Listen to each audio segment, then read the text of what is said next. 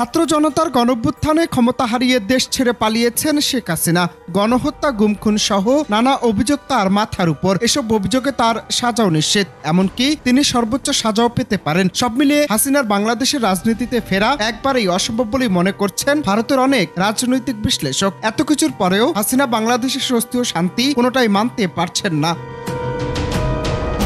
যদিও হাসিনার উস্কানিমূলক কর্মকাণ্ডে ভারত অনেক মিনমিনে অবস্থান নিয়েছে। হাসিনা যে উস্কানিমূলক বক্তব্য দিচ্ছেন, ভারত তার দায় এড়াতে পারে না। আর সেই একই কথা মানছেন ভারতের বিরোধী দল কংগ্রেসের বর্ষীয়ান নেতা ও পার্লামেন্ট মেম্বার শশী থারুর।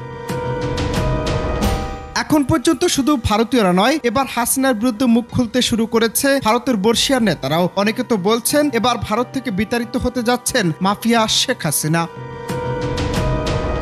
শশী থারুর বলেছেন, ভারতের উচিত এটা বুঝিয়ে দেয়া যে তারা কোনো নির্দিষ্ট দল বা গোষ্ঠীর চেয়ে সকল বাংলাদেশির কল্যাণের প্রতি প্রতিশ্রুতিবদ্ধ। হাসিনার সাম্প্রতিক বক্তব্য পরিস্থিতি জটিল করে তুলেছে বলেও স্বীকার করেন শশী থারুর। তিনি আরো বলেন, বাংলাদেশের ঘটনাগুলো সম্পর্কে ভারতকে খুব সতর্ক থাকতে হবে। নয়াদিল্লিতে গত সোমবার ফরেন করেসপন্ডেন্টস ক্লাবে একটি বইয়ের মোড়ক উন্মোচনের পর গণমাধ্যমের সঙ্গে আলাপকালে এসব কথা বলেন তিনি।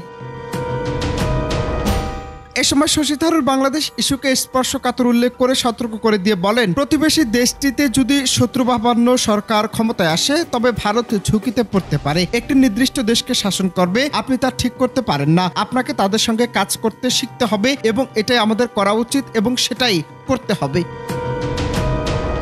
এ সময় তিনি আরো বলেন, আমি মনে করি বাংলাদেশে যা ঘটেছে তা আমাদের নিবিড়ভাবে সাবধানতার সঙ্গে পর্যবেক্ষণ করতে হবে। একই সঙ্গে কিছু সতর্কতাও বজায় রাখতে হবে। ভারতের পররাষ্ট্রনীতির বিষয়ে দুটি মূল মাপকাঠি উল্লেখ করে তিনি বলেন, আমি দুটি বিষয়ের উপর জোর দেব। আমাদের এমন কিছু প্রকাশ্যে বা গোপনে করা উচিত নয় যা বাংলাদেশের অভ্যন্তরীণ বিষয়ে হস্তক্ষেপের ইঙ্গিত দেয়। দ্বিতীয়ত, আমাদের জনস্বার্থের স্বার্থ, বাংলাদেশের জনগণের মঙ্গলকে সর্বোচ্চ গুরুত্ব দেওয়া উচিত। বাংলাদেশের সাবেক প্রধানমন্ত্রীকে নিয়ে চুক্তি মেনে কাজ করা উচিত, যা দুই দেশের জন্য সাফল্যমণ্ডিত হতে পারে।